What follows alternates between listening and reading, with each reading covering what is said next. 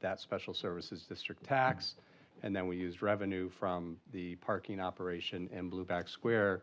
And a combination of that tax and the revenue from the parking funded the debt for those general obligation bonds. And we used those bonds to build both the Memorial and Isham garages, and also we renovated the Noah Webster Library, and we also renovated the Town Hall. If you remember going back to then, we closed the Board of Education building, which was located where Fleming's is now in Boca Ria, and moved the Board of Education offices into the Town Hall. So we finally paid off or paid off the debt back in October of 2025, and the tax and revenue from this fiscal year is being used to pay off the final debt payment for the Special Services District and for the bonds. So again, it's as I said, a very successful public partnership, probably one of the models that we can be proud of that was used around the state. I do want to thank our town council at the time. The mayor, I think, was the only one of our current council members that was on the council back then when we established this district, but certainly want to acknowledge Barry Feldman, the town manager, Jim Francis, the director of finance, Ron Van Winkle, who was director of community development, Rob Rolson, who was the economic development manager, and Pat Allaire, who was our, I think, deputy corporation counsel back then. And a combination of the council and I think Mr. Davidoff was on TPZ back then, if I'm not mistaken, as well. So, but we're the architects of that district and establishing that district. So, and then here we are 20 years later, and it was an absolute success. So this resolution will formally dissolve the SSD. Also want to thank the commissioners over the years as well, and most recently Karen Johnson and Art Spivak, who were the two commissioners, and then we had two alternates as well. So thank the commissioners for all of their work over the years serving on the district. So I will pause there, and through you, Madam Chair, happy to answer any questions and have our Deputy Corporation Counsel. Any other questions or comments? All right, so this is ready to be moved forward to a future town council agenda? Yes, Madam Chair. So we will have a public hearing among two others that we'll also have on June 23rd. And then it would be following the public hearing, and it would be voted on formally by the council later that evening. Thank you. Thank you very much. And I do also want to recognize we do have Deputy Corporation Counsel Gina Verano with us this evening. And sorry, I forgot to introduce you earlier. Okay, so we're good for that one. We're going to move on to item 2C, a resolution appropriating donations to support programs and activities for West Hartford's 2026 Juneteenth celebration. Thank you. So this resolution will appropriate $7,360 towards the Jubilation Thursday schedule that we have set for the month of June. You'll recall in the past couple of years, we've held a specific Juneteenth celebration here at Town Hall. And this year we changed that model and started officially last Thursday with a very successful kickoff event. And we'll continue those events through every Thursday through the month of June. So instead of having one Juneteenth celebration, we will have 4. And through the hard work of Adrian Billings-Smith, we have secured funding from a couple different sources. So we had MBT Bank donated $500 to the Jubilation Thursday schedule, and then the West Hartford African American Social and Cultural Organization, WASCO, has generously donated $250, and then we received some donations from community members as well.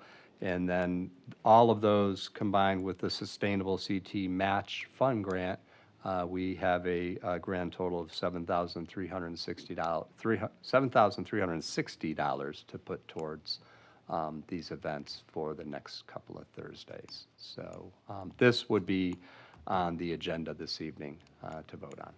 Great, thank you. Any questions on this one? All right, we can talk more about that in an hour and a half or so. And we will move on to item 2D, resolution appropriating an historic document preservation grant. Thank you. So this resolution is a fairly routine annual resolution or grant that we receive from the Connecticut State Library. And this grant is awarded from the Historic Documents Preservation Grant Program and is in the amount of $7,000 and will allow the town clerk's office to purchase preservation materials to house and bind documents related to land and vital records. So very thankful to the Connecticut State Library for recognizing that need and establishing this annual grant for us. All right, any questions on this one? I'm sure the town clerk's office will put this one to good use. And so we'll move on to item 2E, supplemental municipal assistance and the supplemental education aid grant. Thank you. I'm going to pass around a document. Just a quick summary of what happened when the General Assembly adopted this year's budget. Thank you, and this item is, that we're passing around, is available on our website in the It is, agendas area as well. So on May 2nd of 2026, the General Assembly passed an amended budget for fiscal year 27 that provided an additional $273.1 million in supplemental aid for municipalities around the state. Through that budget, West Hartford will receive a one-time payment of supplemental municipal aid for $392,543.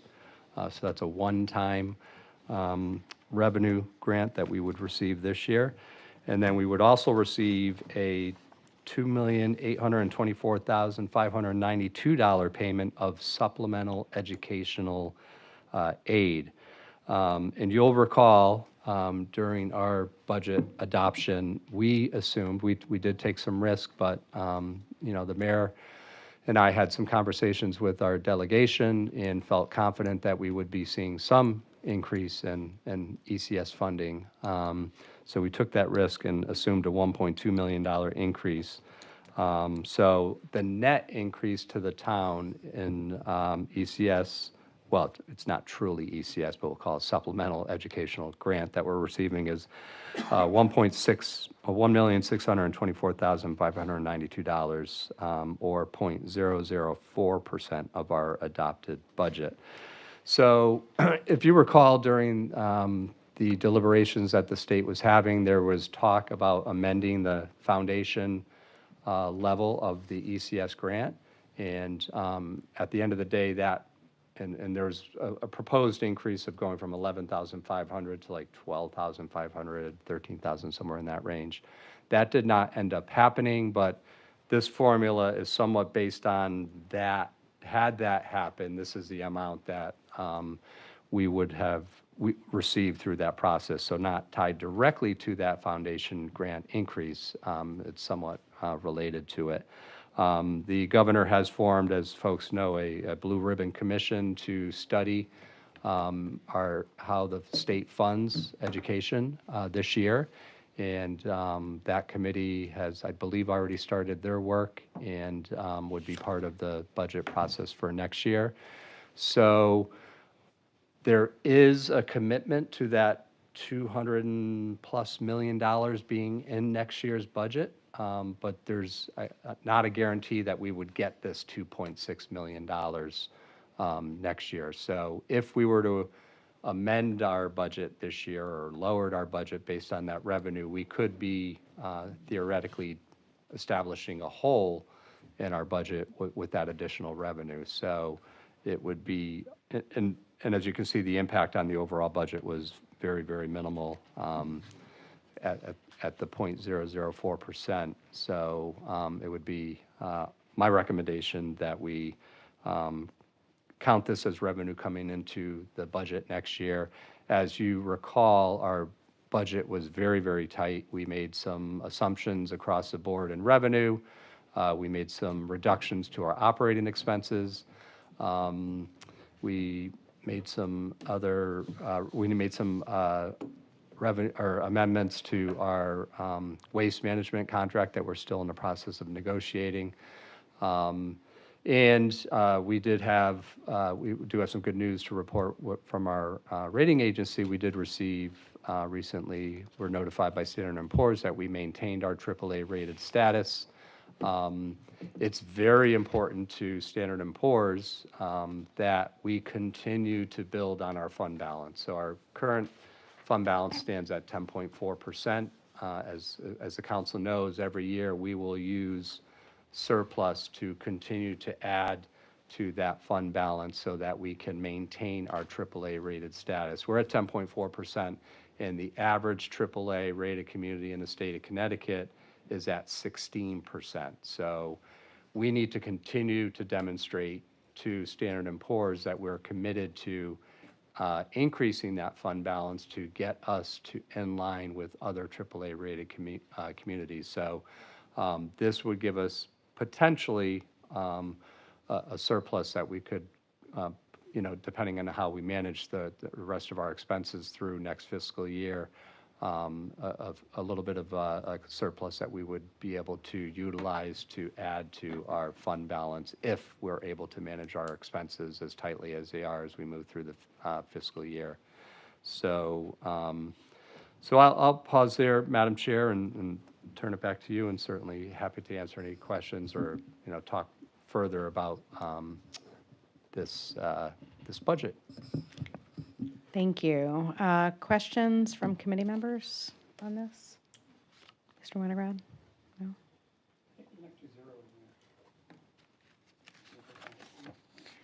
Just for the benefit of those who are watching us on TV.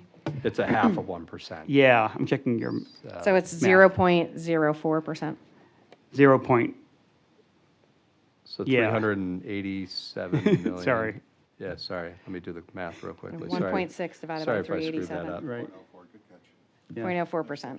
Okay, 0.04%. Right. Thank you for that. Yep. Next, yeah. It looks better, doesn't it? It is still small. It's a It's still percentage. very Yeah. small. All right, thank you for the correction. Yeah. Any other questions or comments? I just want to say too, I think there was obviously some discussion about the best use of these dollars.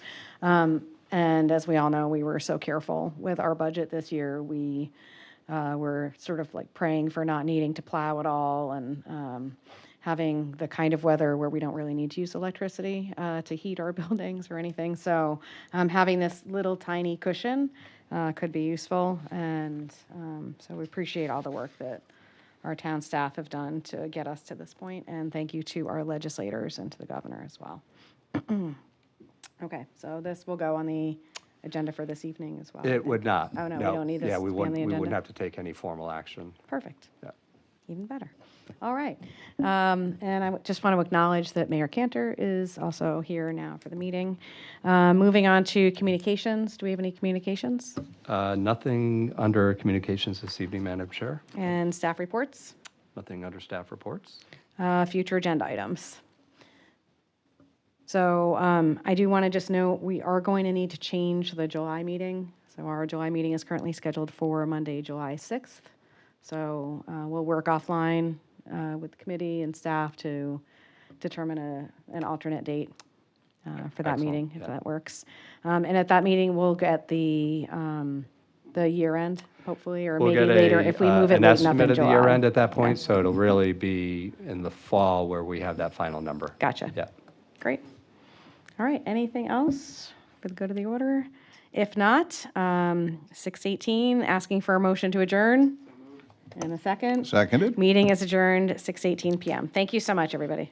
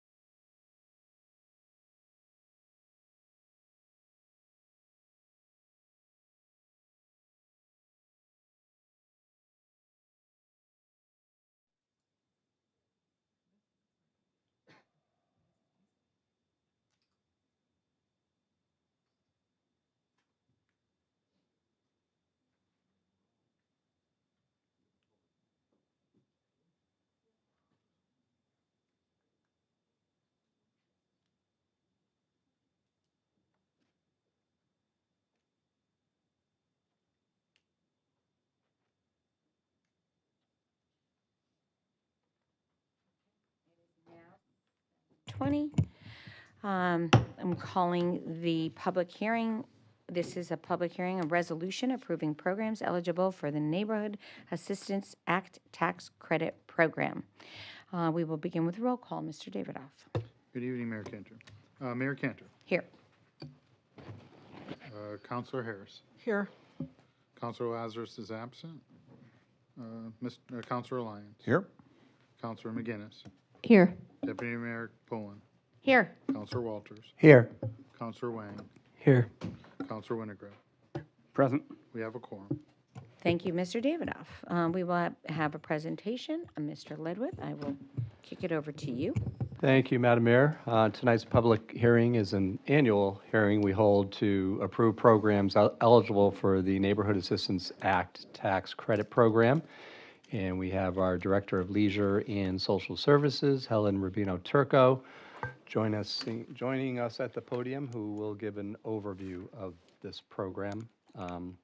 We did discuss this earlier in a Human and Community Services Committee meeting, I think. Right? Yes, we did. Yeah, we did. Thank you. I think you Yeah. are created. All right. Thank Biener, you. Thank you, Mr. Ledwith. As you know, the Connecticut Neighborhood Assistance Act, the NAA Tax Credit Program, is a program of the Department of Revenue Services for the state. It's designed to attract funding for tax-exempt organizations by providing a corporation business tax credit for businesses who make cash contributions to these entities. The state DRS asks municipalities to publicize the program and to vet them and then recommend eligible programs to the state. So it's really not a town program. All we do is advertise it, publicize it, and collect them and then present them to you as eligible. The town received 5 eligible proposals from 4 different organizations. And as the rules of the state require, the town clerk's office set it for a public hearing this evening.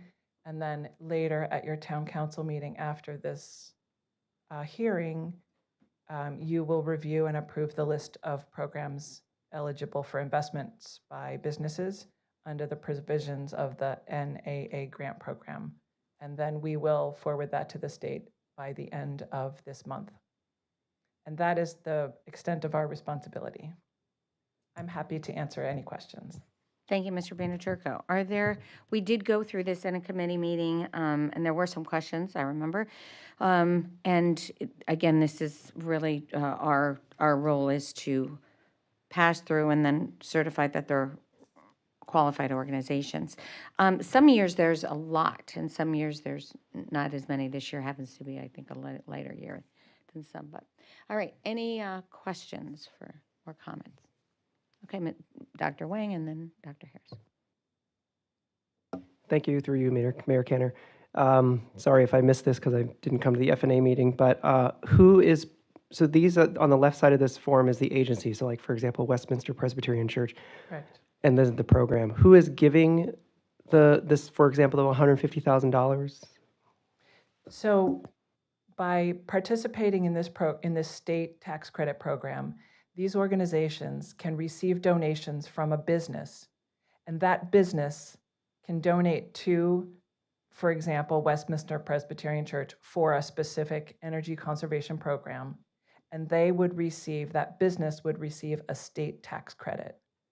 So that's how this program works. It attracts, a nonprofit can say, I want to do this eligible program, which in many cases is an energy conservation program, let's say, a HVAC renewal, something like that. And they advertise it widely to various businesses, maybe through the Chamber of Commerce or wherever. And if those businesses are a Connecticut business and they donate to that nonprofit to help them with this specific program, that business qualifies for a state tax credit. And may I ask a quick follow-up? So when we say credit, it's for, like, if a business donates $1, do they get $1 off their taxes, or it's just tax deductible, meaning they just save 6% or whatever? It's tax deductible. I don't know whether it's a dollar for dollar, but it's a tax credit to their, and when they file their taxes.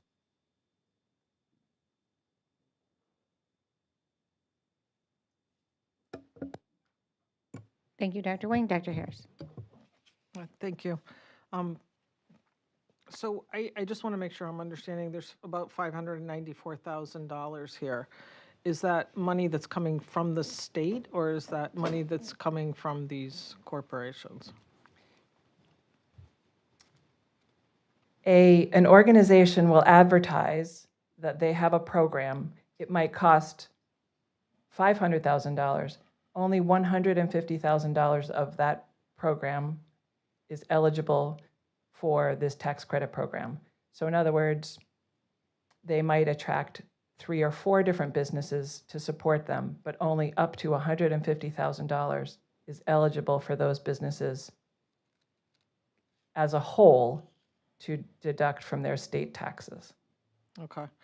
And then if I could also just follow up, what is the eligibility to apply for this? Do you just have to be a nonprofit, or? It's open to, in our case, they have to be West Hartford businesses, nonprofits, or municipal programs. Okay. Thanks. Thank you. I think that some programs, obviously, there's energy conservation programs, there's a maximum of $150,000, and it is a tax credit. So I don't know, again, if it's dollar for dollar, but it does say that it's a tax credit. Businesses can receive 100% tax credit for energy conservation projects. So, I'm sorry. Some of the program, oh, sorry. Go ahead, you can comment now. Businesses can receive a credit of 60% of their approved contribution to certain programs, or 100% in the case of certain energy conservation programs. Thank you. Okay, I'll go to Mr. Winograd and then Mr. Walters. Thank you, Madam Chair. As was clarified at the hearing, we had some discussion about this. This is not our program. Our role in this is somewhat comparable to dog licenses, where this is a state form, a state program, where they're having us sort of certify their application for completeness. So basically, our staff has to, I understood, spend a few hours sort of confirming that they filled out their paperwork correctly. Correct. But this is not town money. This is not a town program. This is not subject to town approval. We're just sort of the vehicles for the state to get somebody to review things. So, we kind of, when I started, it gave a hard time to Ms. Rubino-Turco to try to, at the hearing, at our meeting, to try to explain this program. And it's not ours, which makes it a little harder.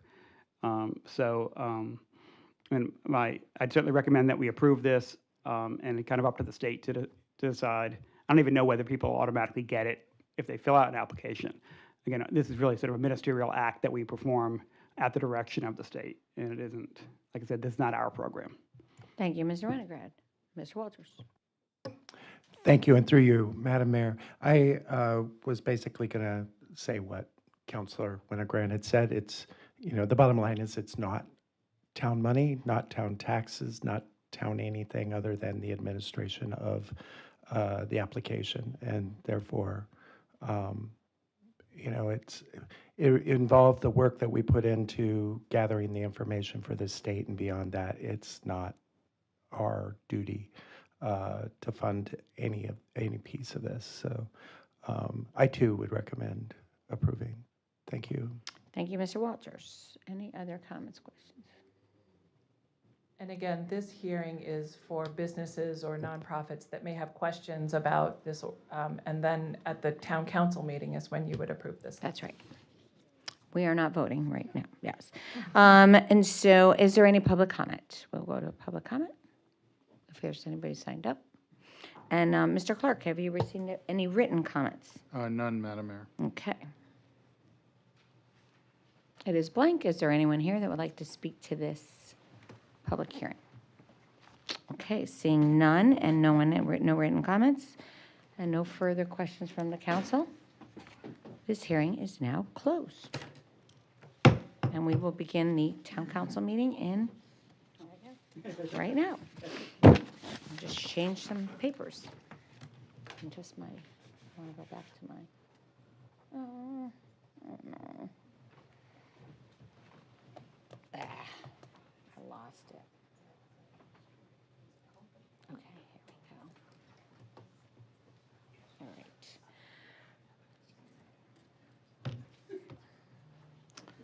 Okay. I am calling the Tuesday, June 9th Town Council meeting to order, and we will begin with Pledge of Allegiance. Pledge allegiance to the Flag of the United States of America and to the republic for which it stands, one nation, under God, indivisible, with liberty and justice for all. Roll call, Mr. David. Good evening, Madam Mayor. Mayor Cantor. Here. Councilor Harris. Here. Councilor Lazarus is absent. Councilor Lyons. Here. Councilor McGinnis. Here. Deputy Mayor Poen. Here. Councilor Walters. Here. Councilor Wang. Here. Councilor Winograd. Here. The quorum is present. Thank you, Mr. Davidoff. We did present this proclamation at the Pride of Flag Raising, but I thought I would just repeat it because, you know, we usually do proclamations here, and that was it was a big group, but I just thought I'd share. Whereas the town of West Hartford supports the rights of every citizen to experience equality and freedom from discrimination, and whereas Pride Month is observed every June to honor 1969 Stonewall Uprising in Manhattan, a pivotal moment in the LGBTQ+ activism and the movement for equal rights in the United States. Whereas as a result, West Hartford's theme this year is Stand Our Ground for all people, regardless of age, gender identity, race, color, religion, marital status, national origin, sexual orientation, or physical challenges, have the right to be treated based on their intrinsic value as human beings. And whereas we as a society are learning, understanding, and embracing diverse definitions of sexuality and gender, education and awareness remain vital to ending discrimination and prejudice. And whereas the town of West Hartford raises the pride flag representing light, healing, sun, calmness, art, and spirit in front of Town Hall, it was on June 1st. Now therefore be proclaimed that I, Mayor Sherry Cantor, do hereby proclaim June 2026 as Lesbian, Gay, Queer, Bisexual, and Transgender Pride Month. I call upon our community to eliminate prejudice and bias everywhere and celebrate our diversity. And I appreciate you all for that and all you do to be a welcoming community. All right, public forum. Is there anybody that has signed up to speak to anything on the agenda not subject to a public hearing? No? Okay, is there anybody in the audience that would like to? Thank you. All right, then we will go to number 5. We don't have a consent calendar. Ms. Pullen. Thank you, Madam Mayor. No consent calendar this evening. So item 5, I move to approve the town council meeting minutes from May 26, 2026. Second. Motion's been made and seconded. All those in favor? Aye. Any opposed? Motion carries, and we go to 7A, new business. Ms. Bull. Thank you, Madam Mayor. I move to receive and set for public hearing an ordinance and resolution dissolving the West Hartford Special Services District. Public hearing would be June 23, 2026 at 7:15 p.m. Second. Motion's been made and seconded. All those in favor? Aye. Aye. Any opposed? Motion carries. Make sure you mark that on your calendar. Okay, letter B, Ms. Pullen. Thank you, Madam Mayor. I move to adopt a resolution appropriating municipal tax revenues from cannabis sales to support the Leisure Services Scholarship Fund. Second. Motion's been made and seconded. Mr. Ledwith. Thank you, Madam Mayor. As the council knows, under 2021 recreational cannabis law, municipal sales tax of 3% is applied to recreational cannabis sales and collected by the dispensary, then remitted to the municipality where the sale occurred. This tax revenue is intended to benefit the local community and must be used for any of the following purposes: streetscape improvements and neighborhood developments, education or youth employment and training programs, service for justice-involved residents, mental health or addiction services, youth service bureaus, and municipal juvenile review boards, or community civic engagement.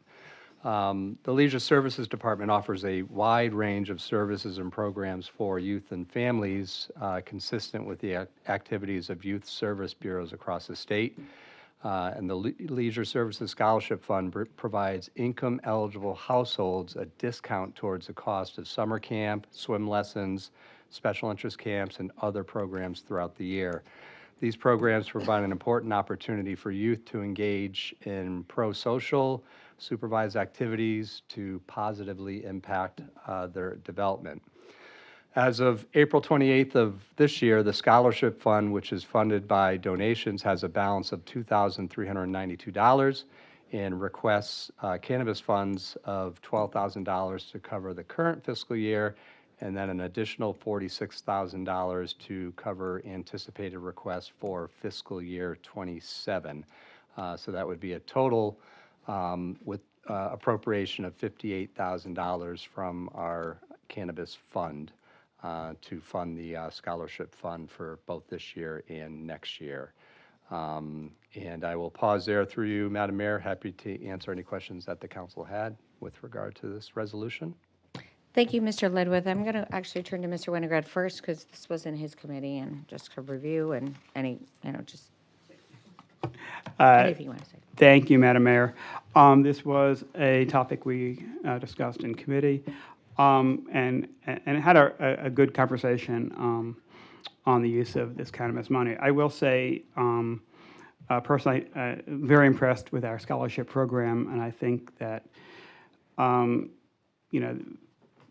Connecticut as a whole is one of the most unequal states in the country in terms of our gap between wealthy and not so much. And West Hartford's no exception there. We have great inequity in this state, and a great need for services. It's hard to imagine something sort of more valuable for kids than a camp opportunity.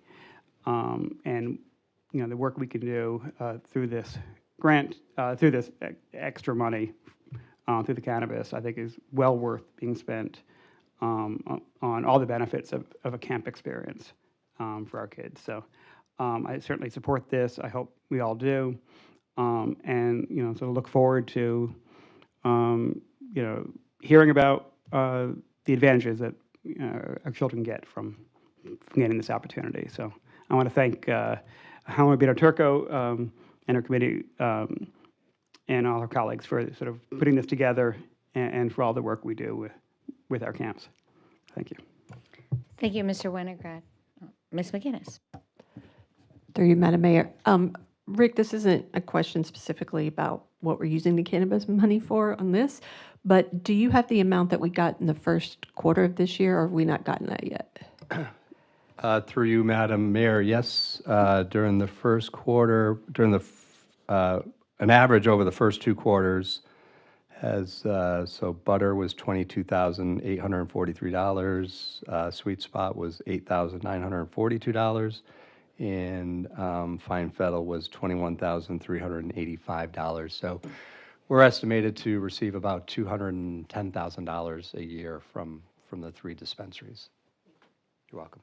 Thank you, Ms. McGinnis. Are there any questions? Okay, Mr. Lyons, did you have a question? Sorry. Oh, good. Okay, go ahead. You go Thank first. you. Thank you, Madam Mayor, and through you to the town manager. I think this is a great use of this revenue, so I'm thrilled with it. Obviously, would always want to do more, but I think it's great what we're doing. What does this translate into in terms of number of scholarships? How many kids can this help and impact? Through you, Madam Mayor, I'll look over to our director, and I believe we're right around 100, Helen, if I'm not mistaken, 100 scholarships that we would be able to take advantage of these funds. 3 words, fantastic. Thank you, Mr. Town Manager. Thank you, Madam Chair. Yeah, no, it's really impactful. Dr. Harris. Thank you. So through you, Madam Mayor, to the town manager. So we have about $210,000. Is that, you said a year, right? So through you, Madam Mayor, one correction, our current balance is $260,000. So, but will receive about $210,000 a year. Okay. So we have accumulated a balance. And is there a plan what we do with the rest of that money, or? No, so we would work with the council. I know we've talked about a couple of different ideas. We have funded some positions through the fund with our budget. But we did scholarship appropriations last year as well. So, but certainly we can bring some ideas forward. And I know we've talked offline about a couple of different ideas, but we can talk more about it. Okay. Thank you. Thank you, Dr. Harris. Okay, no more questions? All right, all those in favor? Aye. Aye. Any opposed? Motion carries. Letter C, Ms. Pullen. Thank you, Madam Mayor.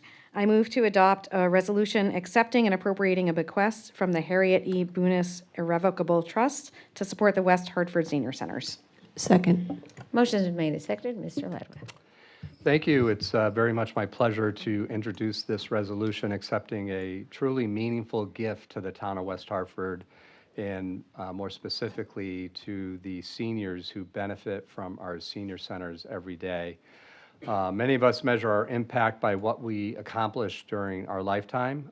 Harriet Bunis chose to extend that impact well beyond her years by leaving a legacy of generosity that will continue to support older adults in our community for generations to come. Harriet was an active participant in the West Hartford Senior Center and clearly understood the important role it plays in helping residents stay connected, engaged, and supported. Through her estate planning, she established the Harriet Bunis Thank You Fund, creating a permanent endowment dedicated to enhancing opportunities for seniors, particularly those who face financial barriers to participating in programs and activities. Tonight, we're accepting a $256,370.89 to establish this fund, along with an additional unrestricted gift to support senior center programs.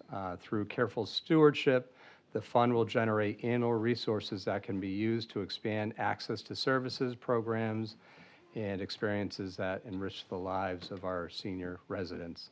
The spending policy stipulates that income generated from the fund and not more than 5% of the principal, together with any unused income from previous years, can be used annually to support programs for seniors. As of April 2026, the donation has earned income of $28,316.52. Additionally, the estate of Harriet E. Bunis has distributed to the town of West Hartford 5% of the residuary of the estate in the amount of $2,290. These funds are unrestricted in use for the West Hartford Senior Centers, which would be accepted as a donation to the Bishop's Corner branch of the West Hartford Senior Centers in the current fiscal year. One of the first opportunities before us is to support the Senior Centers Lunch Program, which was launched last year and helps ensure that seniors can access nutrition meals regardless of their ability to pay. It is exactly the kind of initiative Harriet envisioned when she created this gift. On behalf of all of us and our Senior Center staff and Helen and her team and the many residents who will benefit from this generosity in the years ahead, I want to express our deepest gratitude to Harriet Bunis and to her family, the state representatives, and trustees for honoring her wishes. And through you, Madam Mayor, happy to answer any questions that the council had. Thank you, Mr. Ledwith. I'm going to start again with Mr. Winograd because this was discussed in his committee. Thank you, Madam Mayor. Always grateful, and I can't really add to what Mr. Ledwith has said, and I'm sure we share everybody's gratitude to her for her generosity and great planning in terms of really coming up with a wonderful idea.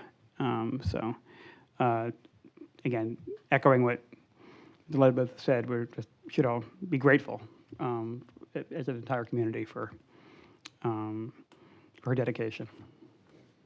Thank you, Mr. Winograd. Any other comments or questions? All right, I'm going to go to Mr. Lyons first and then Dr. Harris. Thank you, Madam Mayor. Thank you, Madam Mayor. Through you to Mr. Ledwith.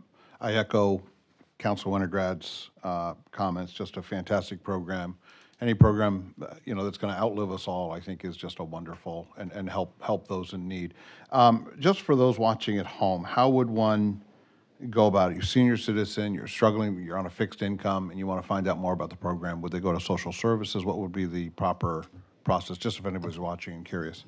So, well, this is established through the senior center, so it's the lunches that the program that we offer at the senior center is for seniors. So certainly, we welcome all seniors to reach out to either Elmwood or Bishop's Corner and, stop in, certainly can reach out to our director, Becky Sears, or to our director, Human, Helen Rubino Turco.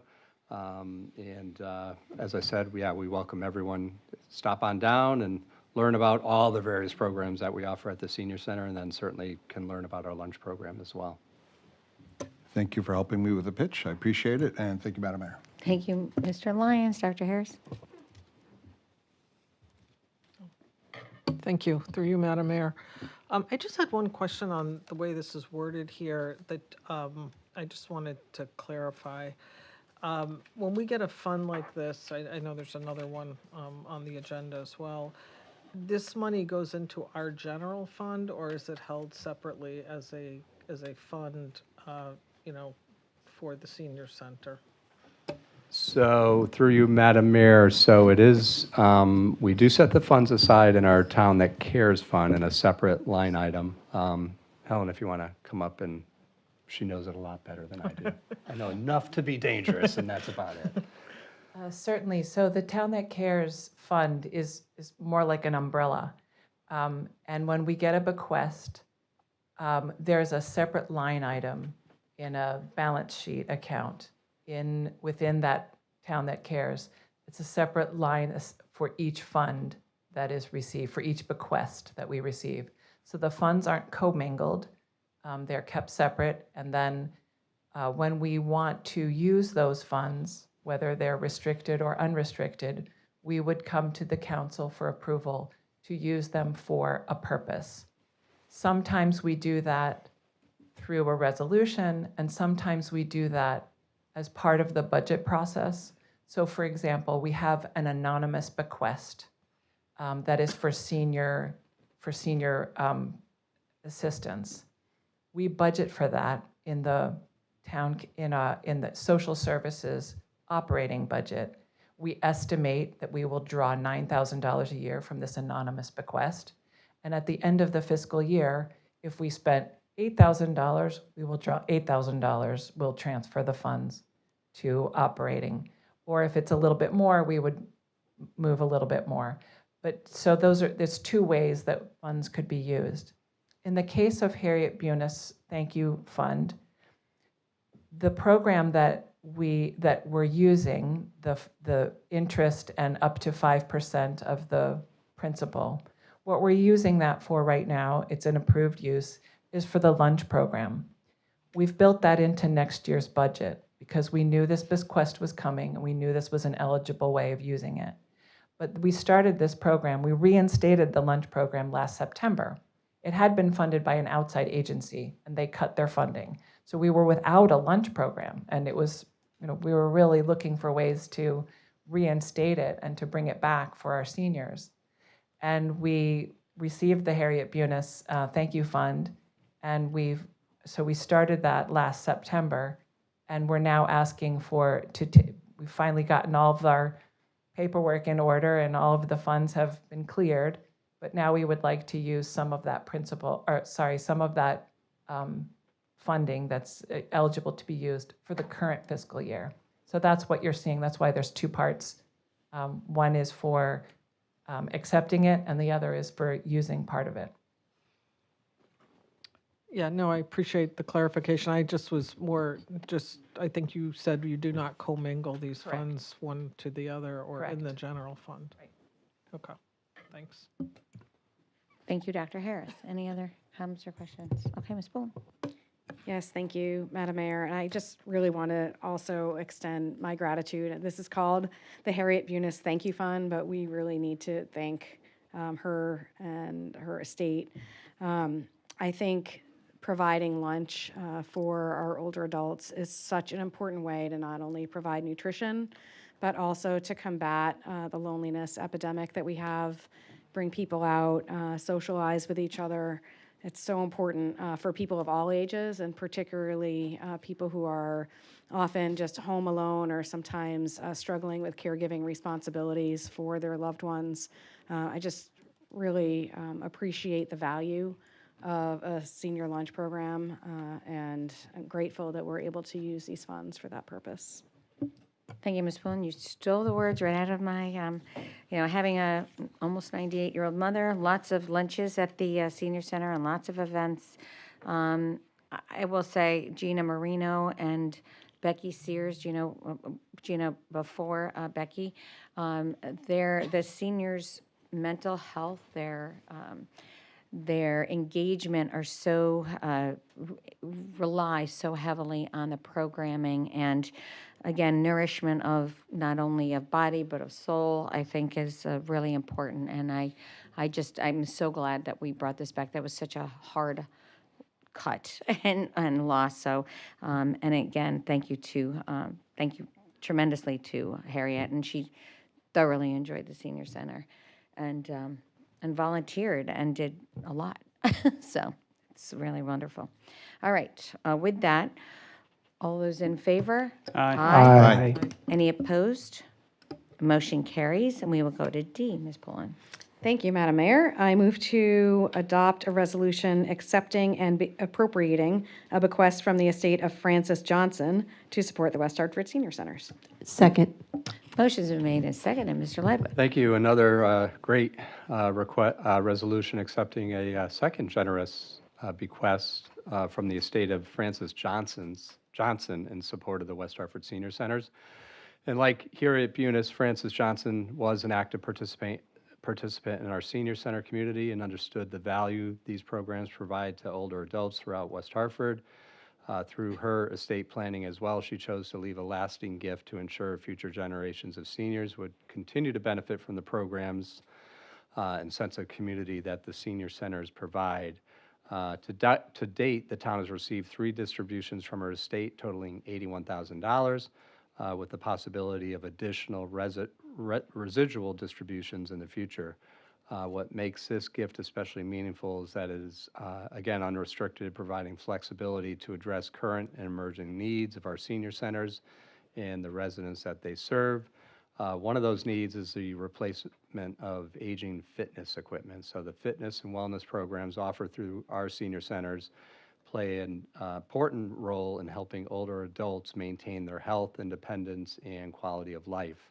And appropriating a portion of these funds for updated equipment is an investment that will directly benefit hundreds of participants for years to come. And again, this resolution is another reminder of the profound impact that thoughtful estate planning and charitable giving can have on our community. And through her generosity, Francis Johnson has created a legacy like Harriet that will continue to enhance the lives of West Hartford seniors long into the future. And again, express our deep gratitude to Francis and her estate for this gift to the town. And through you, Madam Mayor, happy to answer any questions that the council had. Thank you, Mr. Ledwith. Truly another amazing way to carry forward such an important legacy. Mr. Winograd, I don't know if you want to say anything else. Thank you. And again, just obviously to repeat, again, our gratitude toward Ms. Johnson and her planning. And looking forward to creating, again, as you put it, that legacy. I will add that, after a good workout, you get hungry. We got a great combination here. It's working out very well tonight. But again, it's always just a source of pride to receive these generous gifts on behalf of the town and our seniors, and just again, great thankfulness for people who thinking ahead and looking for, creating that gift that'll keep going. So thank you very much. Thank you, Mr. Winograd. Are there any other comments or questions? I will say that the fitness equipment is such such an important investment. The seniors actually are hospitalized and die most frequently from falls, and this strengthens them and improves their balance. And there's so much benefit from this equipment. And unfortunately, our weather, we can't be outside so much, but this is really, really helpful and will, I know, be used and help to improve a lot of lives. All right. With that, all those in favor? Aye. Any opposed? Motion carries. Thank you again. All right, we go to letter E, Ms. Pullen. Thank you, Madam Mayor. I move to adopt a resolution appropriating donations to support programs and activities for West Hartford's 2026 Juneteenth celebration. Second. Motion's been made and seconded. Mr. Ledwith. Thank you. So this resolution will accept and appropriate donations that will support West Hartford's Juneteenth celebrations throughout the month of June. Juneteenth commemorates the end of slavery in the United States and serves as an important opportunity to reflect on our nation's history, celebrate freedom, honor the contributions of Black Americans, and continue the work of building a more inclusive and equitable community. Through education, cultural expression, and community engagement, these events help foster understanding and strengthen connections that make West Hartford such a vibrant and welcoming place. This year's Juneteenth programming will feature Jubilation Thursdays, a month-long concert series held each Thursday evening in Blueback Square from 5:30 to 8, along with other activities that celebrate the rich history, culture, and contributions of the Black community.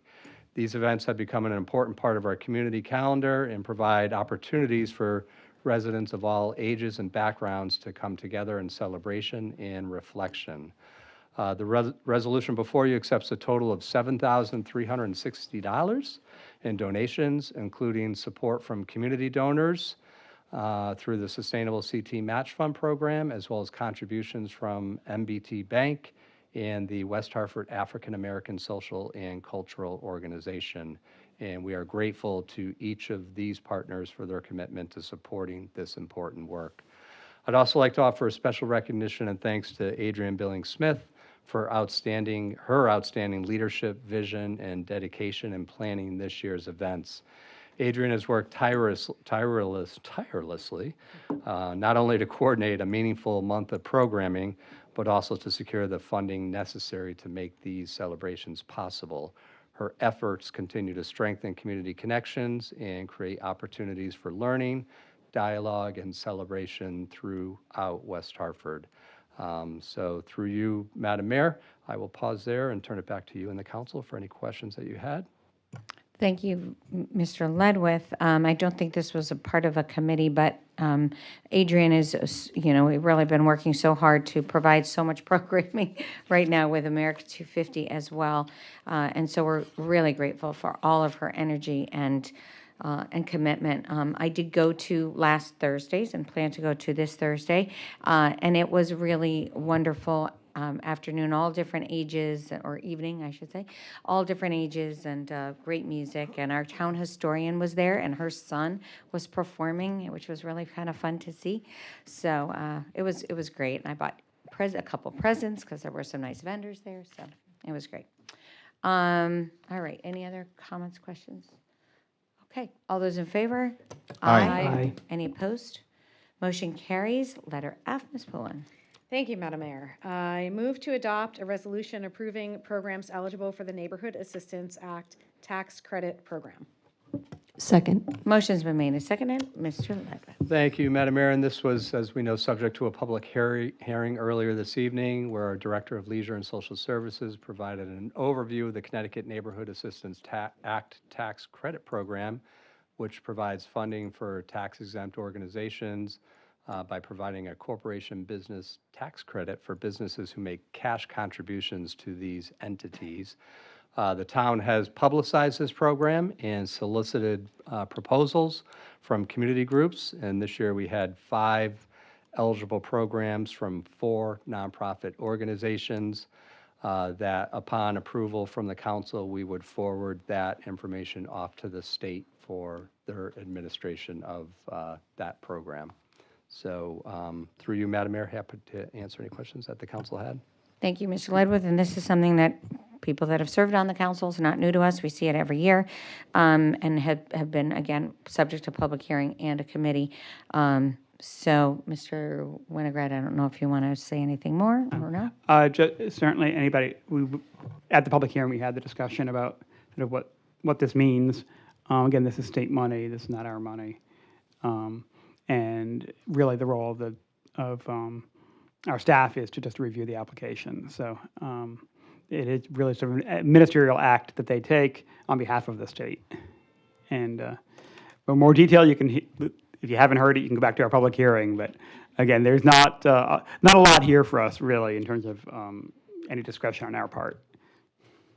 Thank you. All right, any other comments, questions? Ms. Pullen? Oh, you go first. Go ahead. All right, thank you. Thank you, Madam Mayor. I would just add that this is one small way that we can help our nonprofits in West Hartford connect with potential charitable contributions from corporations. So those who are undergoing some pretty significant projects, high cost, 150,000 or so, can try to find corporations as a match to provide funding for projects that they may otherwise not be able to do. And again, this is corporation money. It's not town money. And then the state provides a tax credit if they're interested. So just a small way that our town helps to help our nonprofits connect with the corporations who might be interested in helping them. Thank you, Ms. Pullen. Dr. Wang? Sorry, I just have one more question through you, Madam Mayor, to Town Manager Ledwith. I was trying to look up this program while we were talking. It looks like for these energy conservation programs, it is a 1-to-1, like 100% tax credit. Does this mean these businesses who donate, it doesn't seem like there's a prohibition for them to still write this off on their federal taxes? Can these businesses then subsequently write off these donations as charitable contributions on their federal taxes? Through you, Madam Mayor, I do not know the answer to that question. Sorry. That's, again, it's not I mean, under it's a our. state program, it's not, but I get your question, but, yeah. There's no prohibition against it, from what I can find. Anyways. Well, ask a tax accountant. All right, I'm not practicing anymore, so, all right.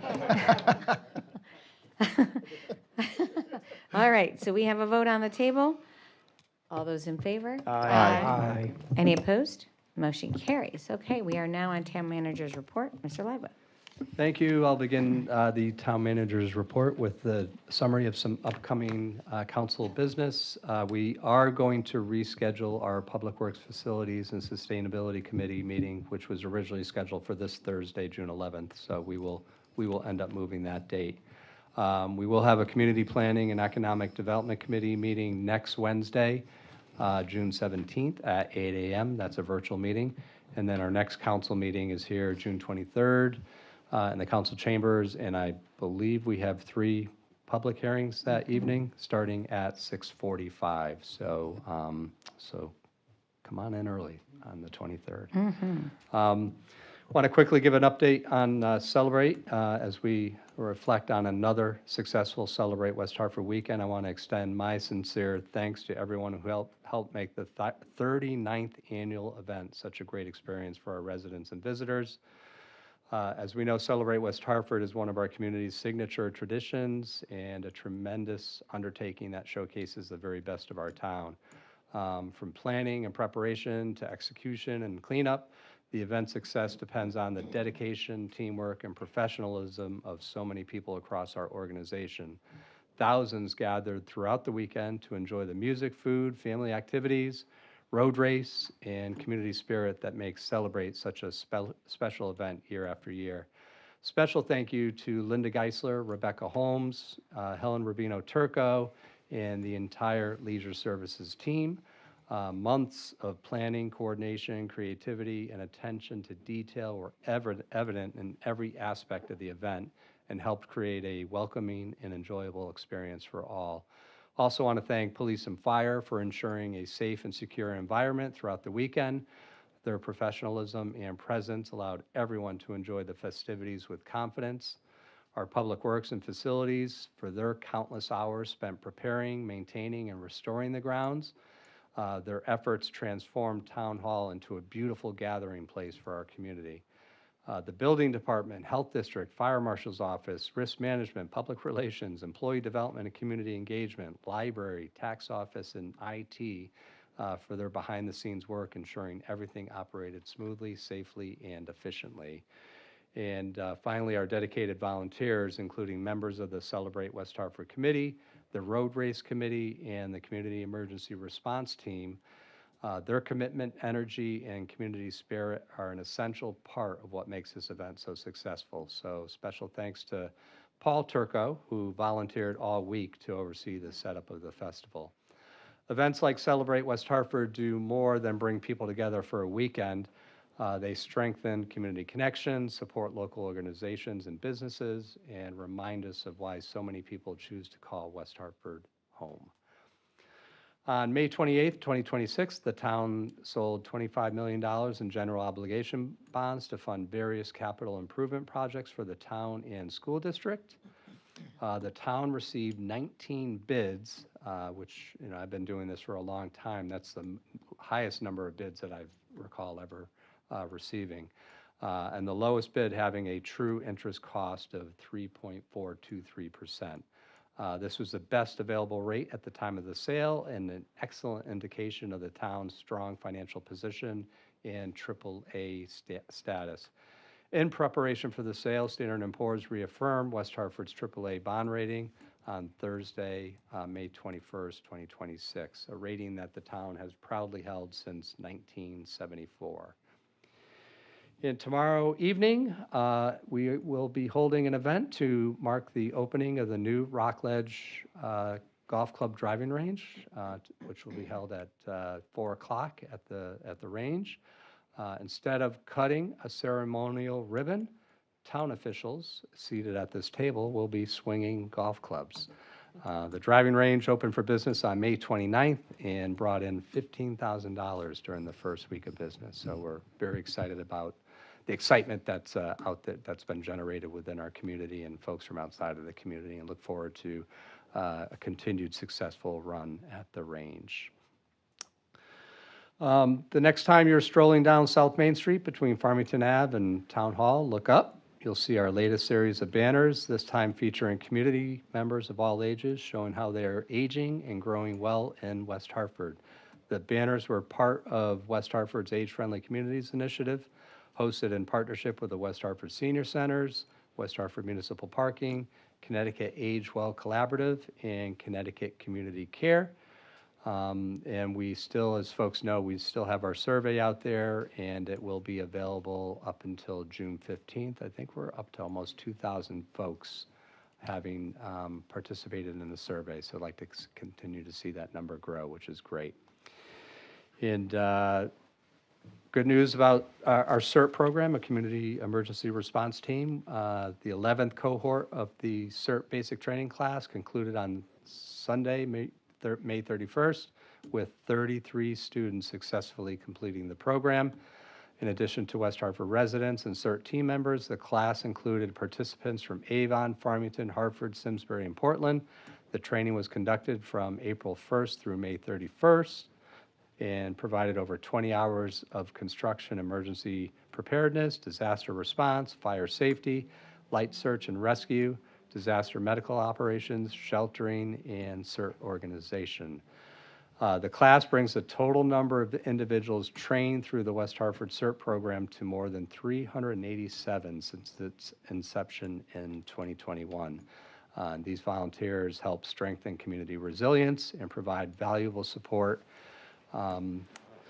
during emergencies and community events, as we saw the green T-shirts out and about at Celebrate throughout the weekend. The next CERT training class will be held in October on Saturday from 8 a.m. to noon. The training is free and open to all residents aged 18 and older. So the rest of my town manager's report can be found online, but I will pause there, and through you, Madam Mayor, happy to answer any questions that the council had. Mr. Ludwig, while the council is swinging off the Rockledge, will those bays be open to the public? Other bays be open to the public? Yes, we welcome everyone to come down on Wednesday, all day long, but certainly join us at 4 o'clock. And the men's clubs and the women's clubs from Rockledge will be there as well. And they'll be hosting a little get-together afterwards, and folks can order a hamburger from Rockledge. We have QR codes in each of our bays. You can hit the menu from Rockledge, and they deliver the food and beverage of choice down to the bays for folks to enjoy while they're enjoying golf and hitting balls. Thank you. Any other questions for Ms. McGinnis? Through you, Madam Mayor. I just wanted to check and make sure that we're going to have some EMTs there in case some of us that haven't used golf clubs in a while, like injure ourselves doing it. Just want everybody to be prepared. Yeah, or each other. We will keep you safe. Yes.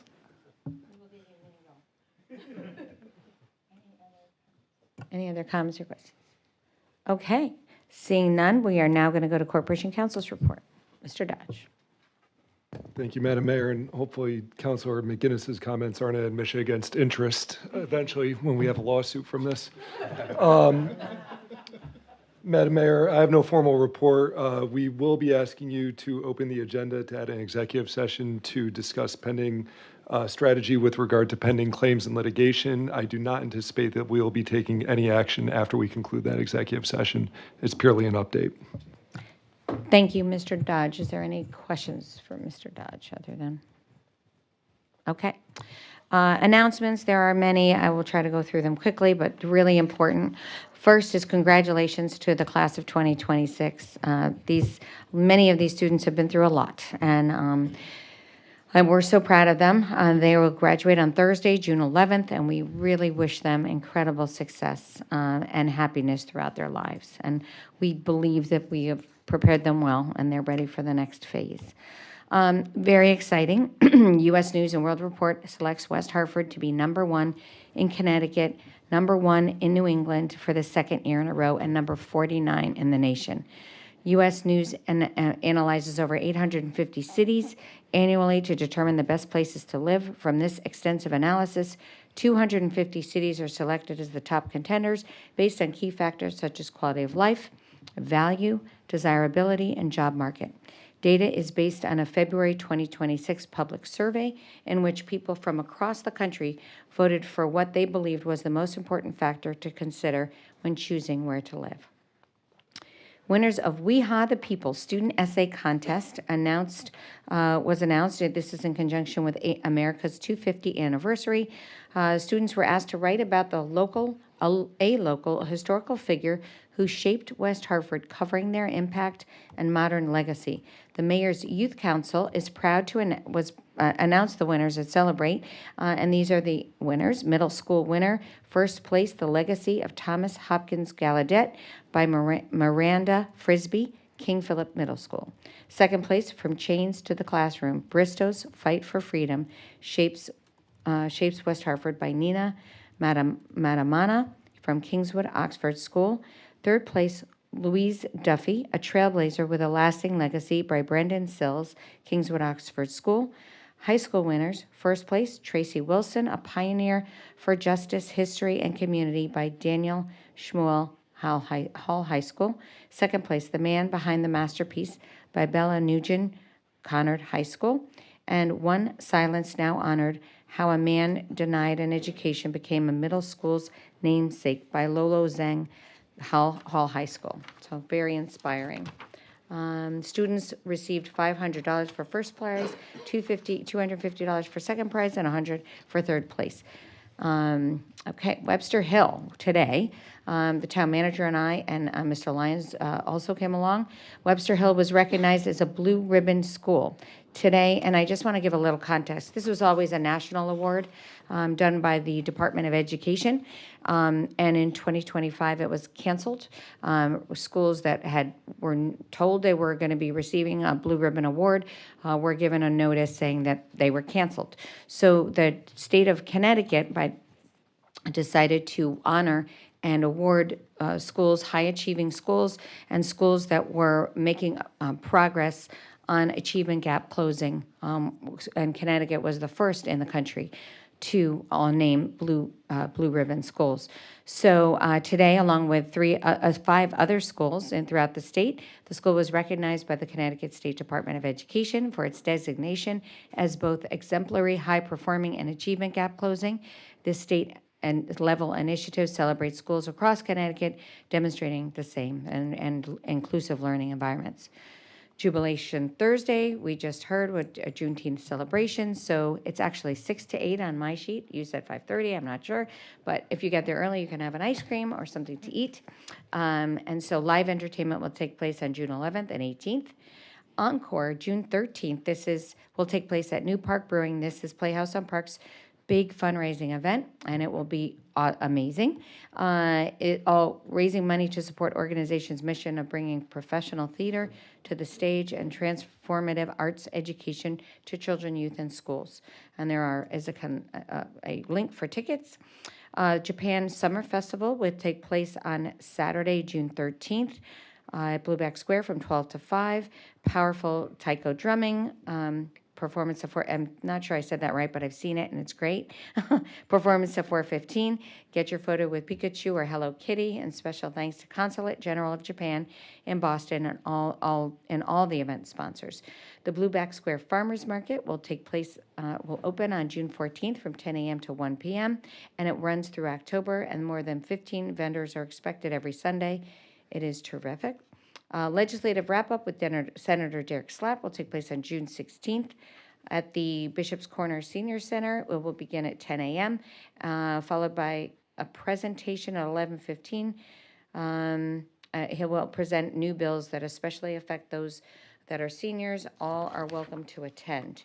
The postseason Legislative Forum will take place on June 17th by the West Hartford delegation, 6 to 7:30 at Faxon Library, to discuss important updates from this year's session. Community is welcome. Okay, let's see. West Hartford Chamber of Commerce annual meeting and awards will take place June 22nd. I think in WeHa, this was just in WeHa, announcing the winners. It will take place this year in Town Hall Auditorium, 5:30 to 8:30, and it is an unforgettable night of celebrating people that really make a difference in our community. Andrew and Joyce Mandel will be awarded the Noah Webster Award. This prestigious award is presented to an individual or business that has demonstrated exceptional commitment to town of West Hartford and its community. And Laura Sheehan, the Elizabeth Gustin Basil Women's Leadership Award, honors the legacy of Elizabeth, and the Chamber's first woman chairperson, who passed away in 2021, recognizes outstanding women leaders making a difference in West Hartford. The West Hartford Chamber also honors businesses and individuals for their achievements. Business of the Year, Connecticut GI, Legacy Business of the Year, Daily Moving and Storage, Entrepreneur of the Year, Devontae Dillon. Community Impact Award, West Hartford Fellowship Housing. Rising Star Award, Ali Bellucci, and Chamber Volunteer of the Year, Jamie Rice. And we congratulate and thank all of them. West Hartford's musical tribute to America's 250 will take place on July 1st. This will be a premiere of Pain to Our Heroes, an original work for chorale and orchestra composed by Maestro Richard Charapa. And it will be his last. So he is retiring. The community is invited to this event at 7:30 at Duffy Auditorium. And I think that's it. I do know that probably others can speak to this as well, but the Methodist Church, the Pumpkin Church that Alberto Cortez belonged to, is doing a food drive for summer, the summer drive. We talk about it frequently, that once school is out, the food need actually increases. And so we're very grateful to the town that cares and our food pantry that collects food. But if you're driving by on New Britain Avenue, you can drop off food there. But again, protein items, you can go to the website, but there are many, many items that are needed, and also diapers and wipes as well. So that's all I had. Are there any other announcements? Yes, Mr. Walters. Thank you, and through you, Madam Mayor, I will put a plug in for West Hartford Pride, which actually coming up, there was mention of Dr. Tracy Wilson earlier in your announcements, and there will be Tracy's Pride Ride on Thursday evening at, rollout is from Play It Again Sports at 6 p.m., and that's in Thursday the 11th.